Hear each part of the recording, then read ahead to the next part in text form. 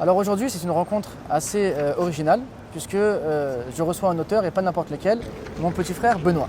Alors Benoît, merci d'avoir accepté l'invitation. Merci à toi. Avant qu'on parle de ton livre, est-ce que tu peux te présenter, parler de toi, de ton parcours et après on parlera des raisons qui t'ont poussé à écrire ce livre et pourquoi on parle de ce livre sur une chaîne comme ça qui est, on va dire, s'adresse habituellement aux musulmans, avec un livre qui était à destination peut-être des catholiques, mais qu'on verra qui a une portée beaucoup plus générale et qui pourrait intéresser tout le monde.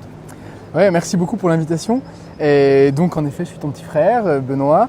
Et on a grandi tous les deux dans une famille croyante chrétienne, dans une fratrie de 4.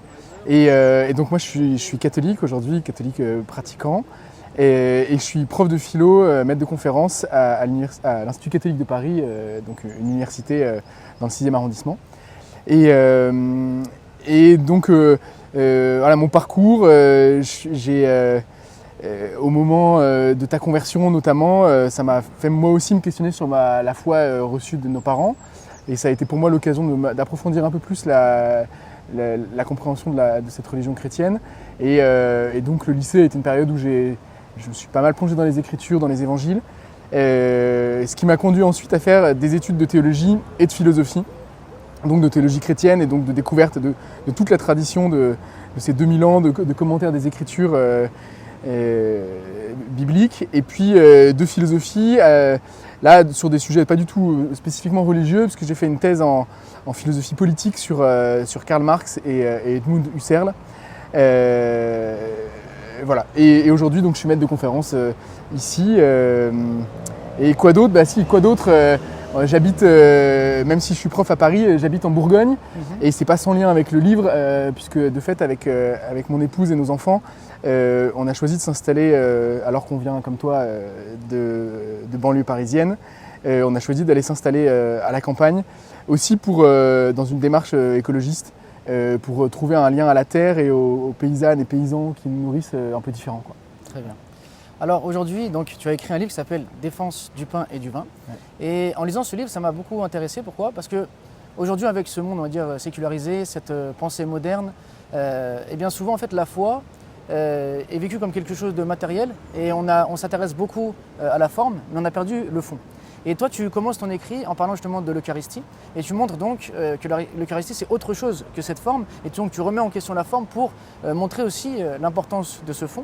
Et en tant que musulman, ça m'interpelle aussi, puisqu'on est, nous aussi, des fois, à se focaliser donc sur la forme et on oublie tout ce qu'il y a derrière. Mais au-delà de ça, tu portes une réflexion très intéressante sur le monde moderne et sur la pensée technicienne qui s'intéresse justement uniquement à l'efficacité et qui ne regarde pas tout ce qu'il y a derrière. Et donc finalement, c'est comme si on a un peu perdu notre âme dans tout ça.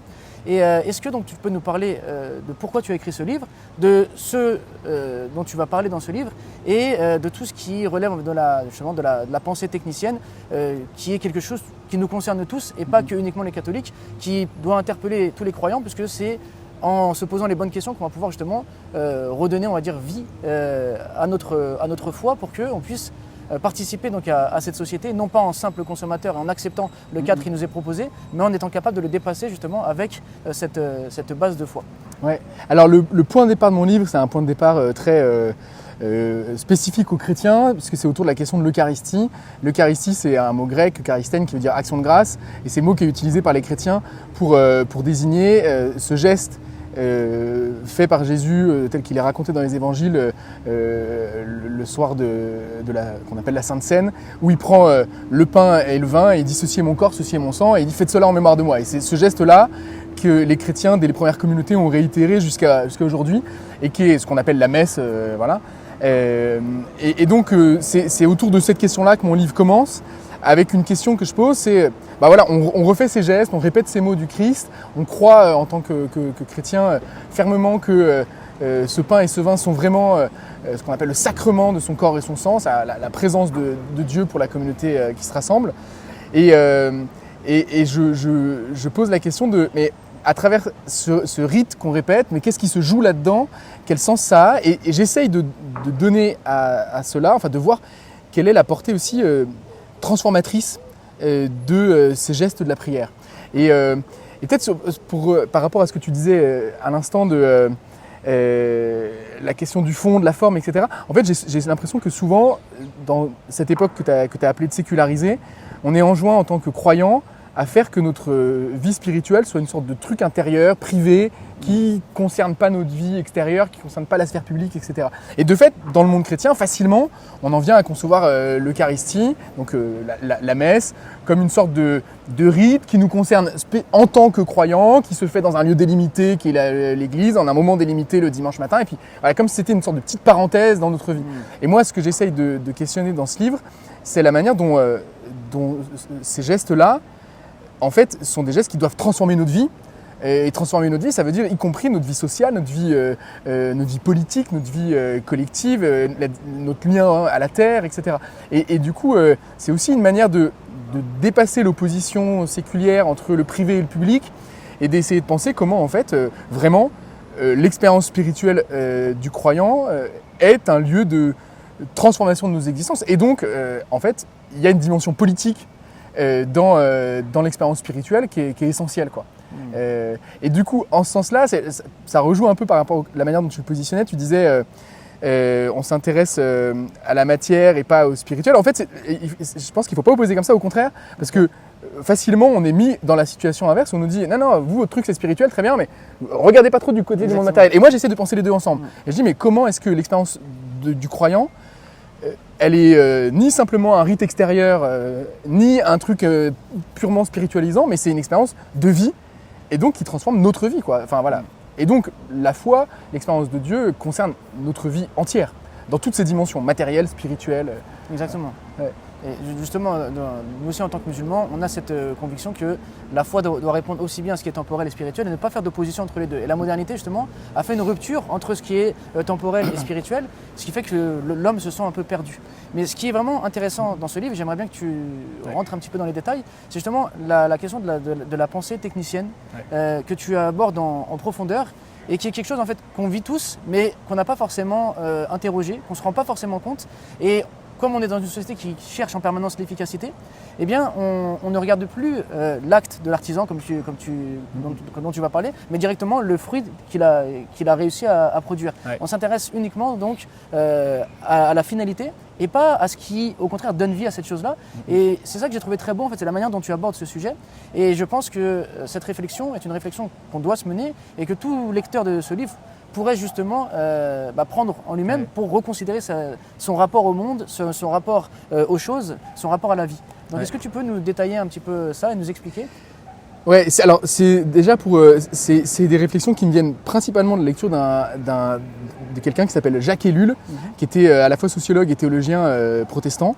Et je vous recommande, à tes auditeurs, un petit livre qui a été republié récemment qui s'appelle Présence au monde moderne, et qui est un livre dans lequel Jacques Ellul à la fois expose très bien la manière dont notre société est technique et ce que ça veut dire, et la manière dont l'expérience spirituelle est une ressource pour y répondre. Alors, ce que Jacques Ellul entend par société technicienne et que je reprends, c'est l'idée que la spécificité de notre époque, c'est un intérêt exclusif pour le résultat, pour ce qu'il appelle l'efficacité. D'accord. Et donc, ça ne veut pas dire que...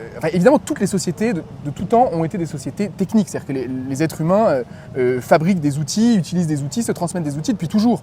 Donc il ne s'agit pas de critiquer le fait d'avoir des outils techniques en tant que tels. Mais il s'agit de voir qu'à l'époque moderne, nos outils ne sont plus du même type, il y a une rupture qualitative, quoi. Nos outils ne sont pas simplement des outils plus sophistiqués que ceux d'avant, ils sont des outils d'une nature différente. Et pour une raison que tu as rappelé, c'est que ces outils-là ne s'intéressent qu'aux résultats. Qu'aux résultats, ça veut dire qu'on se demandera par exemple, entre la charrue à traction animale, donc une charrue tirée par 2 bœufs par exemple, le tracteur ou le tracteur guidé par satellite, vous voyez, si on les analyse simplement du point de vue technique au sens moderne, c'est-à-dire du point de vue du résultat, il faut dire que les 3 font la même chose, les 3 retournent la terre pour permettre de ressemer ensuite. Donc si on regarde le résultat, ils font la même chose, sauf qu'il y en a qui sont plus efficaces que d'autres. Et donc la charrue est moins efficace, le tracteur un peu plus, le tracteur hyper high-tech encore plus. Mais du coup, si on regarde les choses seulement du point de vue du résultat, en fait on passe complètement à côté de la réalité de nos vies. C'est-à-dire que, évidemment, si on regarde ça comme ça, de l'œil technicien, c'est juste une différence d'efficacité entre les 3.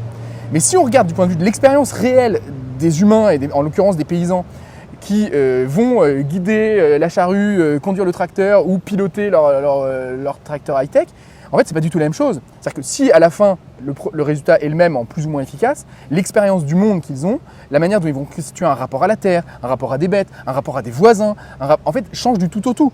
Et donc, l'enjeu d'une critique de la technique telle que la propose Jacques Ellul, c'est de dire, mais là où notre société se fixe sur le résultat, il faut interroger les moyens. Donc là où on se fixe sur les fins, il faut interroger les moyens. Et finalement, ça veut dire que le discernement moral qu'on a à poser et politique, et pas simplement sur quel résultat on veut, mais sur quels moyens on veut. Parce qu'en fait, la question de quel monde on veut, elle correspond non pas au résultat, mais aux moyens. Exactement. C'est-à-dire qu'aujourd'hui, ce qui façonne nos expériences, c'est la manière dont nos outils engendrent, constituent nos rapports les uns aux autres, nos rapports à notre milieu, etc.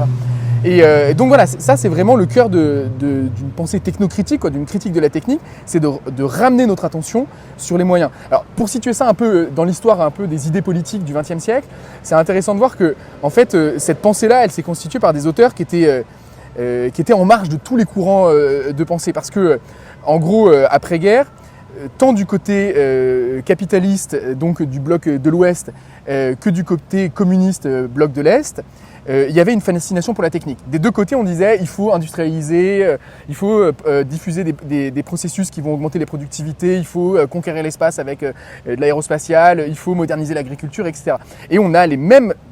Alors, d'un côté, évidemment, c'est les travailleurs c'est les travailleurs à travers la fiction de l'État qui sont propriétaires, et de l'autre côté, c'est des entrepreneurs privés. Mais au fond, les deux disent les outils techniques n'importent pas, ce qui compte, c'est ce qu'on va en faire. Et en fait, à ce moment-là, il y a des gens, dont Jacques Ellul, qui disent mais non, en fait, la technique n'est pas neutre. C'est pas vrai que ce qui compte, c'est les finalités. En fait, de savoir comment on produit les choses est décisif pour le sens même de nos existences. Parce que sans ça, on est comme dépossédé de l'épaisseur de nos vies, en fait, de ce qui fait la...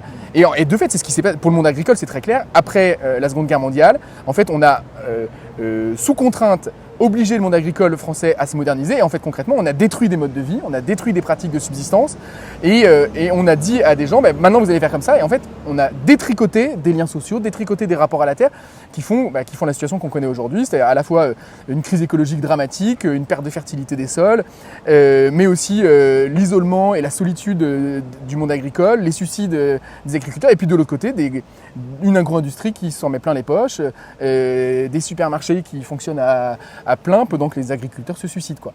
Et ça, en fait, c'est parce qu'il y a des transformations concrètes des techniques. Ouais. Okay. Et justement, en fait, on voit que finalement, la société technicienne, elle nous a fait perdre le sens de notre vie.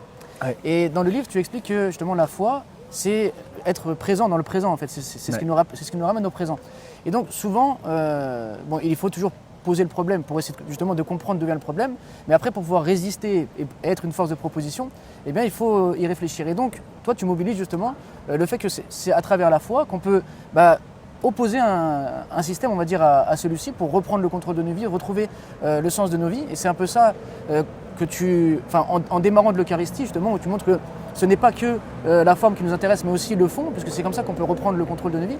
Eh bien, est-ce que tu peux nous expliquer comment la foi peut nous permettre justement de passer outre les exigences de la société, de ce type de société qui nous est proposé? Ouais, alors, et avant d'arriver là, il y a une étape importante, c'est que je pense qu'il faut toujours se retenir de poser trop vite la foi comme étant la solution au problème.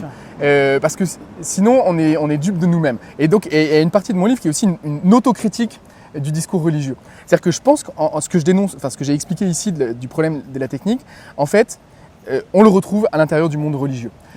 Dans une conception très souvent, elle-même technique, de la prière. Exactement. Ou de la vie. Alors moi je parle en particulier de l'Eucharistie, donc de ce rite catholique, mais en fait je pense que ça vaut aussi dans le monde musulman. Voilà. Il y a une sorte un rapport aux actes cultuels qui est lui-même technique, c'est-à-dire où on considère que finalement ce qui compte c'est le résultat. Donc c'est si je fais bien ma prière, voilà, donc dans le monde catholique, si je célèbre la messe avec les bonnes paroles, machin, ça va produire son résultat, Dieu sera présent. Et du coup ici il y a une conception technique de la prière et des gestes de ce qu'on appelle la liturgie dans le langage chrétien, qui produit le même effet. C'est-à-dire qu'au final, on devient... Allez, pour préciser ça, je rajoute un élément, mais la technique, en nous focalisant sur les finalités, elle nous rend absents à ce qui se passe au présent. Mais du coup, si on plaque ça sur la prière, ça veut dire que notre prière, en se focalisant sur le fait qu'elle doit être efficace, qu'elle doit être conforme au rite, etc., nous rend absents au sens même des gestes que l'on fait. Oui, alors, je suis pas musulman et j'ai pas l'expérience religieuse musulmane, mais j'imagine que dans le monde musulman, il peut y avoir la même discussion sur la manière dont on va faire la prière, dont on va se prosterner, etc. Mais est-ce qu'on se prosterne juste parce qu'il faut le faire comme ça et que si je le fais bien comme ça sera efficace, Dieu va entendre ma prière? Ou est-ce que je le fais parce que ce geste-là, en lui-même, mais indépendamment de son résultat, en lui-même, transforme ma vie et le lieu d'une révélation de Dieu? Alors, ouais, moi, je parle de ça à travers du partage du pain et du vin dans la prière chrétienne, mais c'est de dire, mais est-ce que en lui-même, ce geste-là du partage du pain est un geste qui est le lieu d'une expérience spirituelle? Ou est-ce que c'est simplement un geste arbitraire que je fais parce que Dieu a dit qu'il fallait le faire et que ce qui compte, c'est qu'il produise de bons résultats? Vous voyez, est-ce que j'ai une conception technique de ma prière ou non? Et là, je pense qu'il faut être honnête, on est, tout croyant qu'on soit, on est façonné par ces pratiques techniques et cet imaginaire technique de notre société moderne. Et donc, on n'en est pas le plus souvent, hélas. La foi n'est pas pour nous une sorte de lieu de résistance et d'antidote, mais notre foi elle-même se vit selon les codes modernes de la technique qui sont catastrophiques parce qu'ils produisent ce même résultat qui nous rend absents. Et alors, ce qui est terrifiant là-dedans, c'est que ça veut dire que cette focalisation sur le résultat nous rend absents à ce qui se joue dans l'instant. Et donc, voilà, en tant que chrétien, on va être focalisé sur Dieu va vraiment être présent si on fait le rite, machin, mais du coup, on fait des gestes comme si c'était des gestes arbitraires, comme s'ils n'avaient pas de sens. Et je crois, et du coup, on est des automates, quoi. Et donc voilà, c'est d'abord une autocritique. Voilà. Alors évidemment, cette autocritique, je l'amène depuis la révélation biblique. Et comment justement, il me semble qu'on trouve dans la Bible et dans l'expérience religieuse des ressources pour nous dire, mais ce qui importe, c'est pas un résultat, mais c'est ce qui se joue au présent. Exactement. Et ça, alors l'élément théologique que je mobilise et dont je pense que là il y aurait des analogies avec la foi musulmane, c'est le fait que si la vie chrétienne est l'attente de la venue glorieuse du Messie, alors si toute notre vie est tendue vers cette révélation du royaume de Dieu, ça veut dire qu'il y a une parole de Jésus qui dit « Vous ne savez ni le jour ni l'heure ». Mais ne savoir ni le jour ni l'heure, ça veut dire que c'est au présent que ma vie doit être capable de tenir sous le regard de Dieu. Et donc la question, c'est pas de savoir si ce que je fais aura à terme des effets positifs, mais est-ce qu'au présent, ma vie tient sous… Voilà, et donc il y a une sorte de… J'essaye de ramener la dimension eschatologique, ça, je ne sais pas si vous utilisez ce mot-là. Bien sûr. Voilà. Donc la dimension eschatologique, donc des fins dernières, de dire mais la question eschatologique, c'est pas juste un truc pour la fin dans X années, mais c'est au présent, le présent qui doit être eschatologique, c'est le présent qui doit être chargé de ça. Et donc, ça veut dire que la question, c'est comment est-ce que ma vie au présent accepte de se soumettre au regard de Dieu. Jacques Ellul a une parole extrêmement forte, il dit « Il ne s'agit pas d'obtenir la paix, il s'agit d'être pacifiste. Il ne s'agit pas de produire une société juste, il s'agit d'être juste. » Et c'est ça, et ça veut dire que la vie spirituelle sous le regard de Dieu, c'est une vie qui exige la justice, la paix, l'amour pour le présent de notre vie, quoi. Et donc là, il me semble qu'en effet, de ce point de vue-là, l'expérience spirituelle, l'expérience de la vie sous le regard de Dieu, peut devenir une sorte d'antidote ou de point de résistance par rapport à cette logique technicienne. Là où la technique déréalise le présent et nous focalise sur des résultats à venir, et l'expérience spirituelle nous ramène sur notre présent sous le regard de Dieu. Ouais. Merci beaucoup. En fait, justement, c'est ça que j'ai aimé dans le livre, c'est qu'au-delà donc que tu mobilises, on va dire, les rites catholiques, c'est que tu proposes en fait une critique donc, de cette société technicienne, en montrant comment ça va également se jouer sur la vision de la religion qui devient technique, et donc on est finalement absent de l'acte et ça ne nous change pas directement parce qu'on ne regarde que sa finalité. Et comment justement la foi doit se vivre au présent. Et c'est ça qui est intéressant, c'est que en fait, bien que tu sois catholique et moi je suis musulman, on pourrait se dire j'ai rien à apprendre de toi, tu n'as rien à apprendre de moi, mais au contraire, l'analyse, étant donné qu'on vit dans la même société et que notre foi nous pousse à réfléchir à ce monde, eh bien, en profitant donc des analyses des uns et des autres, on est nous aussi capable de tirer des leçons sur notre propre manière de concevoir les choses. Et c'est pour ça que j'ai trouvé que ce livre, même si tu es catholique, tu t'adresses aux catholiques, ta critique de cette société technicienne dans laquelle on vit et qu'on ne se rend des fois même pas compte, et ce que ça entraîne dans notre conception de la pratique religieuse où on s'intéresse au rite dans sa forme, mais sans en fait vivre profondément le fond pour que ça ne change, eh bien c'est une réflexion qui est intéressante, et c'est à travers ce type de réflexion que musulmans catholiques doivent justement peut-être discuter pour, en tant que croyants, voir quelle est notre vision du monde et qu'est-ce qu'on peut apporter, qu'est-ce que notre foi peut apporter au monde. Et donc c'est pour ça que je voulais parler de ce livre, pour qu'il sorte un petit peu juste de ton lectorat habituel, et que des musulmans puissent aussi prendre cette réflexion, la nourrir également, y participer, et donc que ça crée des liens intéressants. Et ça avait été déjà le cas avec le livre La Communion qui vient, qui s'adressait certes à des catholiques, mais qui avait une réflexion qui pour moi concerne toute la société, et que j'aurais aimé que des musulmans soient capables d'écrire ce livre-là. Et également, donc, en lisant ce livre, j'aurais aimé que des musulmans soient capables d'avoir ce regard critique sur cette société, sur la manière dont cette société influe également dans notre pratique de la religion.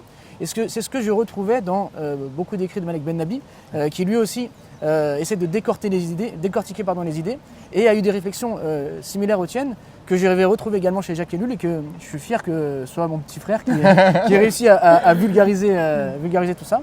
Donc merci beaucoup d'avoir accepté cette discussion. J'espère que ça fera réfléchir et que ça donnera envie de lire ce livre. J'espère qu'il y aura d'autres rencontres, et peut-être que tu avais envie d'ajouter autre chose. Non, mais un point, c'est que en fait, je crois que ce qui permet ce type de propos, c'est d'accepter qu'il y a un lien nécessaire entre la théologie et la philosophie, la sociologie, les sciences humaines en général. Et en fait, je pense qu'en tant que croyant, on peut avoir un peu un réflexe défensif de faire de la théologie en vase clos. Et en fait, je crois qu'il faut accepter de laisser inquiéter notre théologie par la critique sociale, non pas pour déconstruire ou déstabiliser la théologie, mais en fait pour pouvoir ensuite retrouver dans la théologie une puissance transformatrice réelle. Et voilà, je pense qu'il y a, et je crois que c'est vraiment ce que tu essayes de faire aussi à Al-Baïna, et de donner toute la place au savoir des sciences humaines, qui permet en fait un approfondissement de nos traditions, voilà, qui renouvelle en fait, qui nous enracine encore plus dans ces traditions et dans ce qu'elles ont de transformatrices, de révolutionnaires, quoi. Exactement. Merci beaucoup, Bruno. Merci à toi.